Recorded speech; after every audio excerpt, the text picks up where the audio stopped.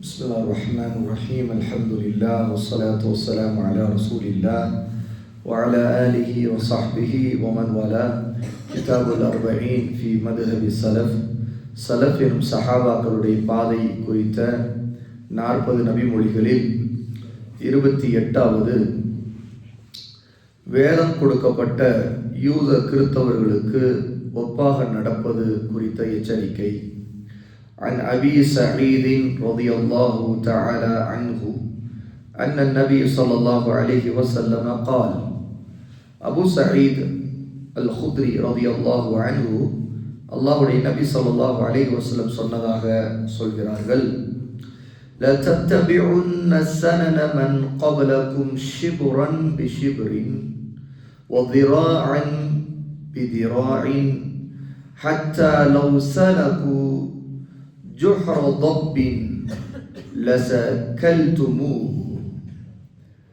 உங்களுக்கு முன்னிருந்தவர்களான மக்களின் வழிமுறைகளை நீங்கள் ஜானுக்கு ஜான் முழத்திற்கு முழம் பின்பற்றுவீர்கள். எந்த அளவுக்கு என்றால், அவர்கள் ஒரு உடுப்பு பொந்துக்குள் நுழைந்தால் கூட நீங்களும் அவர்களை பின்பற்றி நுழைந்து விடுவீர்கள் என்று அல்லாஹ்வுடைய நபி ஸல்லல்லாஹு அலைஹி வஸல்லம் சொன்னார்கள். குல்னா, நாங்கள் கேட்டோம். சஹாபா சொல்கிறார்கள், யா ரசூலல்லாஹ் அல் யஹூத வன் நஸாரா, அல்லாஹ்வின் தூதரே, முன்னிருந்தவர்கள் என்று நீங்கள் சொல்வது யூதர்களையும் கிறிஸ்தவர்களையுமா என்று கேட்டோம். அதற்கு ரசூலுல்லாஹ் சொன்னார்கள், கால ஃபமன், அவர்களை விட்டு வேறு யார், அவர்களை தவிர்த்து வேறு யாரை சொல்வது, வேறு யாரை என்று ரசூலுல்லாஹ் ஒரு கேள்வி கேட்கும் விதமாக பதிலை அளித்தார்கள். சஹீஹுல் புகாரியிலே 3456, 3269, சஹீஹ் முஸ்லிம் 2669 ஹதீஸாக இந்த செய்தி பதிவாயிருக்கிறது. முதலாவது, இந்த ஹதீஸ் ஒரு முன்னறிவிப்பு. ரசூலுல்லாஹி ஸல்லல்லாஹு அலைஹி வஸல்லம் தன்னுடைய சமுதாயத்தை பற்றி சொல்லியிருக்கிற ஒரு முன்னறிவிப்பு. இது இனி எதிர்காலத்தில் என்ன நடக்குமோ அதை பற்றி சொல்லியிருக்கிறார். இந்த ஹதீஸ் சஹாபாக்களை நோக்கி சொல்லப்பட்டிருக்கிறது என்றால், சஹாபாக்கள் அப்படி இருக்கவில்லை. சஹாபாக்களுக்கு பிறகு வரக்கூடிய மக்கள் யூதர்களையும் கிறிஸ்தவர்களையும் பின்பற்றக்கூடியவர்களாக மாறிவிடுவார்கள். ஆக எதிர்காலத்தில் நடக்கக்கூடிய ஒன்றை பற்றி ரசூலுல்லாஹ் கொடுத்திருக்கிற ஒரு முன்னறிவிப்பு இது. தன்னுடைய சமுதாயத்தில் இப்படிப்பட்ட மக்கள் வருவார்கள் என்பது. என்றால் நமக்கு தெரியும், சஹாபாக்களாகிய நம்முடைய சலஃப் யூதர்களை கிறிஸ்தவர்களை பின்பற்றவில்லை. மாறாக அவர்கள் ரசூலுல்லாவை பின்பற்றினார்கள். ரசூலுல்லாவை பின்பற்றுவதற்கு அப்படியே எதிர் திசையில் இருப்பதுதான் யூதர்களை கிறிஸ்தவர்களை பின்பற்றுவது. ரசூலுல்லாவுடைய சுன்னாவுக்கு மாற்றமாக ஒருவர் நடக்கும் போதெல்லாம் அவர் ஏதாவது ஒரு விதத்தில் யூதர்களையோ கிறிஸ்தவர்களை பின்பற்றக்கூடியவராக இருப்பார். சஹாபா ரலியல்லாஹு அன்ஹும் எல்லா நேரங்களிலும் தங்களுடைய மரணம் வரைக்கும் ரசூலுல்லாவை பின்பற்றுவதில் மிகவும் உறுதியாக இருந்தவர்கள், கொள்கை பிடிப்புள்ளவர்களாக இருந்தவர்கள், அந்த கல்வியோடு இருந்தவர்கள். ஆக ரசூலுல்லாவுக்கு பிறகு, சஹாபாக்களுடைய காலத்திற்கு பிறகு வரக்கூடிய மக்களில் இப்படி யூதர்களையும் கிறிஸ்தவர்களையும் அவருடைய கலாச்சாரங்கள், அவருடைய கொள்கைகள், சிந்தனைகள், அவருடைய தத்துவங்கள், அவர்களுடைய அரசியல், இப்படி அவர்களுடைய போக்கை எடுத்துக்கொண்டு பின்பற்றக்கூடிய மக்கள் வருவார்கள் என்பதை ரசூலுல்லாஹ் முன்னறிவிப்பு செய்கிறார்கள். இரண்டாவது, இந்த முன்னறிவிப்பு பல விஷயங்களை உணர்த்துகிறது. ரசூலுல்லாஹி ஸல்லல்லாஹு அலைஹி வஸல்லமுடைய மார்க்கம் எப்படி சிதைக்கப்படும், முன்னிருந்தவர்களான வேதம் கொடுக்கப்பட்ட யூதர்களை கிறிஸ்தவர்களை பின்பற்றுவதை கொண்டு முஸ்லிம்கள் எப்படி வழிகடுவார்கள் என்பதை குறிக்கிறது. இதனுடைய கருத்து, யூதர்களை கிறிஸ்தவர்களை பின்பற்றுவது என்றால் யூதர்களை போல ஒரு முஸ்லிம் யூத மதத்திற்கு மாறிவிடுவார் என்பதல்ல, அல்ல கிறிஸ்தவர்களை போல கிறிஸ்தவ மதத்திற்கு மாறிவிடுவார் என்பதல்ல. ஏனென்றால் ஒரு முஸ்லிம் எப்போதுமே அதில் எச்சரிக்கையாக இருக்க அதிகமான வாய்ப்பு இருக்கிறது. ஏனென்றால் ஒரு முஸ்லிமுக்கு தெரியும், யூத மதத்தை நாம் பின்பற்றினால், யூத மதத்திற்கு மாறிவிட்டால் நாம் முஸ்லீமாக இருக்க முடியாது, ஒரு காபிராக ஆகிவிடுவோம், முர்த்ததாக ஆகிவிடுவோம், மதம் மாறியவனாக ஆகிவிடுவோம். கிறிஸ்தவ மதத்திற்கு போய்விட்டால், இயேசுவை அல்லாஹ்வுடைய மகன் என்று, அல்லாஹ் என்று ஒருத்தர் நம்பி பைபிளை பின்பற்ற போய்விட்டால் அதற்காக ஞான ஸ்நானம் வாங்கி கொண்டால் அதனுடைய அர்த்தம் என்ன? ஒருத்தர் கிறிஸ்டியனாக மாறிவிட்டான், அதாவது அவன் கிறிஸ்தவ மதத்திற்கு மாறமாறி விட்டான் என்றார். அப்ப முஸ்லிம்கள் எல்லாரும் அப்படியா மாறுகிறார்கள்? அல்ல. முஸ்லிம்கள் பெரும்பான்மையாக எப்போதும் இருப்பார்கள். எந்த அளவுக்கு? கடல் நுரையை கூட எண்ண முடியாத அளவுக்கு அதிகமாக இருப்பார்கள். ஆனால் அவரிடம் இஸ்லாமுடைய உயிரோட்டம், சுன்னாவுடைய உயிரோட்டம் இருக்காது. அவர்கள் பல விஷயங்களில், பழக்க வழக்கங்களில், கலாச்சாரங்கள், கொள்கைகளில், வாழ்க்கை முறைகளில் இந்த யூதர்கள் கிறிஸ்தவர்கள் எதையெல்லாம் நாகரிகம் என்றும் எதையெல்லாம் சிறந்தது என்றும் பெரிய இன்டலெக்சுவல் தாட் என்றும் மக்களுக்கு மத்திய பிரச்சாரம் பண்ணி முஸ்லிம்களுடைய சிந்தனைக்கு பாதிப்பை ஏற்படுத்துகிறார். அதுக்கெல்லாம் அவர்கள் பாதிக்கப்படுவார்கள். அதையெல்லாம் சரிகாண ஆரம்பிப்பார்கள். அவர்களை பொறுத்தவரை அதற்கு வாத பிரதிவாதம் நடந்து கொண்டே இருக்கும். இன்னும் எந்த அளவுக்கு அவர்கள் சொல்லக்கூடியதை இவர்கள் இஸ்லாமிய மயப்படுத்தி பார்ப்பார்கள். இதுல எல்லாம் தவறல்ல, இதெல்லாம் தப்பல்ல என்று சொல்லி நியாயப்படுத்தக்கூடிய போக்கு வரும். ஏனென்றால் மதம் மாறுவது என்பது மிகப்பெரிய விஷயம். அது அவ்வளவு சீக்கிரம் நடக்காது. அல்லாஹ் தஆலா இந்த மார்க்கத்தை மேலும் வைப்பான். ஆனால் மதம் மாறாமலேயே ஏமாறுவதற்கான வழி எது? அவருடைய கலாச்சாரங்கள், அவருடைய போக்குகள், அதை எல்லாவற்றையும் நியாயப்படுத்தக்கூடிய ஒரு போக்கிலே முஸ்லிம்கள் பயணத்தை ஆரம்பித்து விடுவார்கள். இது இரண்டாவது. மூன்றாவது விஷயம், அவர்கள் அதை பின்பற்றக்கூடிய போக்கு எவ்வளவு வெறித்தனமாக இருக்கும் என்றால், யூதர்களும் கிறிஸ்தவர்களும் அவர்களுடைய கொள்கைகள், சிந்தனைகளில் எவ்வளவு இழிவும் அசுத்தமும் கொண்டதாக இருந்தால் கூட அதையும் பின்பற்றுவார்கள். அதை உறுத்தல் இல்லாமல் பின்பற்றுவார்கள்.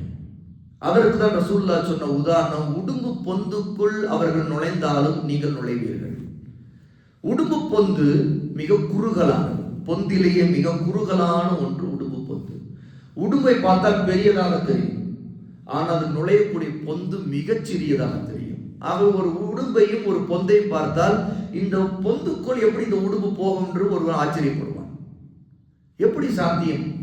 சில நேரத்தில் நாம் ஒரு பூனையை பார்ப்போம், ஒரு கதவுடைய இடுக்கில் அந்த பூனை எப்படி நுழைய ஆச்சரியமா இருக்குது, நுழைந்து விட்டது, அந்த சின்ன இடத்திற்கு அடியிலே நுழைந்து போய்விட்டது. பார்த்தால் பூனை இவ்வளவு பெரிய சைஸ் உள்ளது எப்படி போச்சுன்னு பார்ப்போம். அதை விட ஆச்சரியமானதுதான் உடும்பு பொந்துக்குள் நுழைவது.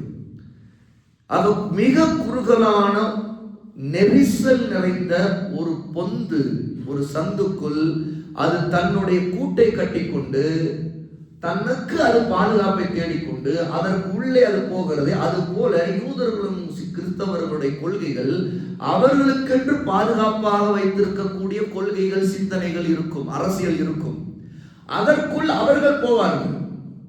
ஆனால் முஸ்லிமானவர், இவர் இஸ்லாமை பின்பற்றக்கூடியவர், அவர் யோசிக்கவே மாட்டார். அவர்களுடையதான் தனக்கு பாதுகாப்பு நினைப்பார். அவர்களுடைய மேலோங்கிய ஒரு நல்ல சிந்தனையாக நினைப்பார். அவருடைய பாதை இந்த விஷயத்தில் இது என்ன தவறு என்று கூட நினைப்பார். ஆக என்ன செய்வார்? அவர்கள் உடும்பு பொந்துக்குள் போனால் கூட இவர்களும் போவார்கள். ஆக மனிதர்களாக இருக்கிற இவர்கள் பொந்துக்குள் நுழைவார்கள் என்ற அர்த்தம் அல்ல. ஆனால் இவர்கள் போகக்கூடிய அந்த பாதை எவ்வளவு குறுகலான, எவ்வளவு கடினமான பாதையாக நுழைவார்கள். அடுத்தது உலமா இந்த ஹதீஸில் உடும்பு பொந்தை பற்றி விவரிக்கும். உடும்பு பொந்து மிக அசுத்தமானது என்று சொல்லுகிறார்கள். ஒரு உயிர் ஜீவராசி தன்னுடைய பொந்தை மிக சுத்தமாக வைத்திருக்கும். ஆனால் உடும்பு பொந்து, அந்த பொந்தை உள்ளே பார்க்கிறவர், அது நுழையக்கூடியவருக்கு தெரிந்துவிடும். அது கட்டி வாழ்ந்து கொண்டிருக்கிற பொந்து மிக அசுத்தமானது, நாரக்கூடியதாக இருக்கும். ஆக ஒரு முஸ்லிம் யூதர்களை, கிறிஸ்தவர்களை பின்பற்றக்கூடிய ஒரு கட்டம் எப்படி இருக்கும் என்றால், அவருடைய நாரி போன ஒரு வழிகட்ட, ஒரு நாசகரமான, ஒரு கேவலமான கொள்கைகள், சிந்தனைகள், பாதைகள், பழக்க வழக்கங்களை கூட முஸ்லிம் ஒரு உறுத்தலும் இல்லாமல் அது பெருமையாக அல்லது சிறந்ததாக, அது பெரிய புத்திசாலித்தனமாக, அது ஒரு நல்ல ராஜதந்திரமாக நினைத்து கொண்டு அந்த அசுத்தமான உடும்பு பொந்துக்குள் உடும்பு நுழைவதை போல கிறிஸ்தவர்களும் யூதர்களும் அவர்களுடைய பாதை அசுத்தமாக இருந்தும் கூட நுழைவார்கள். இது இவ்வளவு மோசமாக இருக்கும். ஆகவே அந்த அளவுக்கு முஸ்லிம்கள் வழிகட்டு போவார்கள் என்பதை ரசூலுல்லாஹ் இந்த ஹதீஸை கொண்டு முன்னறிவிப்பு செய்கிறார். ஆகவே தான் நாம் எச்சரிக்கையாக இருக்க வேண்டும். நாம் பின்பற்றக்கூடிய பாதை, நாம் எடுத்துக்கொண்டிருக்கக்கூடிய கொள்கை, சிந்தனை அல்லது அரசியல் இதெல்லாம் யாருடையது என்று முதலில் பெரிய கேள்வியை முன்வைக்க வேண்டும். எப்பொழுது கேள்வி முன்வைத்து நம்முடைய வரலாறை திரும்பி பார்த்து, நம்முடைய நபியின் வரலாறு, நபி தோழருடைய வரலாறை திரும்பி பார்த்து, அவர்களெல்லாம் இப்படித்தான் இருந்தார்களா, இப்படி போனார்களா என்று நமக்கு நாமே நல்ல சுய புத்தியோடு சிந்திச்சு பார்த்து, ஆகா இது நபிக்கும் நபியின் பாதைக்கும் நபி தோழருடைய பாதைக்கும் முஸ்லிம்களுடைய பாரம்பரியத்துக்கும் இது முற்றிலும் புதியது, இது யாரிடம் வந்தது என்று பார்த்தால், ஓ இது யூதர்கள் கொண்டு வந்தது, இதோ கிறிஸ்தவர்கள் கொண்டு வந்தது, அவர்கள் தான் இப்படிப்பட்ட சிஸ்டத்தை, இப்படிப்பட்ட சிந்தனைகளை, இப்படிப்பட்ட வாழ்க்கை முறைகளை எல்லாம் நம்மிடம் புகுத்தி இருக்கிறார்கள், இது மேற்கத்திய கலாச்சாரம் அல்ல ஜனநாயக கலாச்சாரம், இப்படி அடையாளம் கண்டு கொண்டு நாம் அதை விட்டு அல்லாஹ்வுக்கு அஞ்சி விலகினால் தவிர நாம் அல்லாஹ்வுடன் தப்பிக்க முடியாது சகோதரர்களே. அதைத்தான் ரசூலுல்லாஹி ஸல்லல்லாஹு அலைஹி வஸல்லம் முஸ்லிம்களுடைய அந்த நிலையை பற்றி எச்சரிக்கை செய்கிறார்கள். ஆகவே அடையாளம் காணக்கூடிய இந்த மூன்றாவது விஷயம் மிக முக்கியமானது. எப்படி நாம் எதையும் பின்பற்றுவோம் என்றால் இது எங்கிருந்து வந்தது, கேள்வி கேட்க வேண்டும். நமக்கு நாமே கேள்வி, இது யாருடைய கொள்கை, இது யாருடைய பாதை, இது எப்படி, இதுக்கு என்ன குர்ஆன் சொன்ன ஆதாரம், இது சரியான பாதைதான் என்பதற்கு என்ன ஆதாரம், இது ஏன் நாம் பின்பற்ற வேண்டும், இப்படிங்கிற கேள்வியை முதலில் நாம் கேட்க வேண்டும் என்பதை நாம் தெரிந்து கொள்ளணும். ஆகவே யூத கிறிஸ்தவருடைய கலாச்சாரங்கள், கொள்கைகள், வாழ்க்கை முறைகள், சிந்தனைகள், அரசியல் இதை நாம் பின்பற்றக்கூடாது. இறுதியாக நம்முடைய தனித்துவத்தை நாம் புரிந்து கொள்ள வேண்டும். இன்னைக்கு நம்முடைய மிகப்பெரிய ஒரு சோகம் என்னவென்று தெரியுமா? Identity crisis. நம்முடைய அடையாளத்தை இழக்கக்கூடிய நெருக்கடியை நாம் எதிர்கொள்கிறோம். நம்முடைய அடையாளம் என்ன என்று சொன்னால், இன்று நாம் நினைப்பது ஒவ்வொருத்தருக்கும் ஒவ்வொரு விதமான அடையாளங்களை நினைக்கிறார்கள். நம்முடைய அடையாளம் என்றால் நாம் வீரமாக இருப்பது, இதுதான் அடையாளம். ஆனால் அந்த வீரத்தை வெளிப்படுத்துவதற்கு கொண்டிருக்கிற வழிமுறைகள் யூதர்கள் கிறிஸ்தவருடைய காவியருடைய வழிமுறைகள். இன்னும் சிலர் நம்முடைய அடையாளம் நாம் ஒரு தொப்பி அணிந்திருப்பது அல்லது ஜுப்பா அணிந்திருப்பது, நம்முடைய ஆடை இதுதான் அடையாளம். அல்லது இன்னும் சிலர் நம்முடைய உணவு முறை ஒரு அடையாளம், நம்ம பிரியாணி சாப்பிட்றது, பீஃப் சாப்பிட்றது இது ஒரு அடையாளம். இப்படி ஒவ்வொரு அடையாளங்களை மக்கள் நினைக்கிறார்கள். ஆனால் நம்முடைய அடையாளம் அடிப்படையில் அல்லாஹ்வை வணங்குவதில் தௌஹீது தான் முதல் அடையாளம். நபியை பின்பற்றுவதில் அதில் எந்த சமரசம் இல்லாமல் நபியின் பாதையில் உறுதியா இருக்கிற இஸ்திகாமத், நிலைத்திருக்கக்கூடிய உறுதிப்பாடு, அது நம்முடைய அடையாளம். இதிலிருந்து தான் எல்லாமே தொடங்கும். நம்முடைய ஆடை முறை, நம்முடைய உணவு முறை, நம்முடைய தொழுகை முறை எல்லாமே அந்த அடையாளத்துக்குள் இருக்கிறது. அதுல மிக முக்கியமானது இதுதான். எது தெரியுமா? முஸ்லிம் அல்லாத காபிர்களுக்கு மாறு செய்வது நம்முடைய அடையாளம். அவருடைய பாதை எதுவோ அதற்கு எதிராக நடப்பது நம்முடைய அடையாளம். அவருடைய சிந்தனை எதுவோ அந்த சிந்தனைக்கு எதிரான ஒன்று நம்முடைய அடையாளம். ரசூலுல்லாஹ் அப்படித்தான் சஹாபாக்கள் உருவாக்கினார்கள். எந்த அளவுக்கு யூதர்களுக்கு அவருடைய ஆடை அல்லது அவருடைய வழக்கங்களாக வைத்திருந்த அத்தனைக்கும் ரசூலுல்லாஹ் மாறு செய்ய சொன்னார்கள். அவர்கள் மீசையை வளர்க்கிறார்கள், நீங்கள் கத்தரியுங்கள். அவர்கள் தாடி சிறைக்கிறார்கள், நீங்கள் வளருங்கள். அவர்கள் ஆஷுராவுடைய நோன்பு வைக்கிறார்களா, அப்படியா, நீங்கள் ஒரு நாள் முன்னே வையுங்கள், 9-10 வையுங்கள். இப்படி ஒவ்வொரு விஷயத்தாவது ஒரு பெரிய நீண்ட பட்டியல் எடுக்கலாம். யூதர்கள் கிறிஸ்தவர்களுடைய கொள்கைகளுக்கு மாறு செய்வது. ஆக இந்த அடையாளத்தை நாம் எப்போது இழக்கிறோமோ அப்போது நாம் அவரோடு கலந்து விடும். அப்புறம் நமக்கும் அவர்களுக்கும் பெரிய வித்தியாசமே தெரியாது.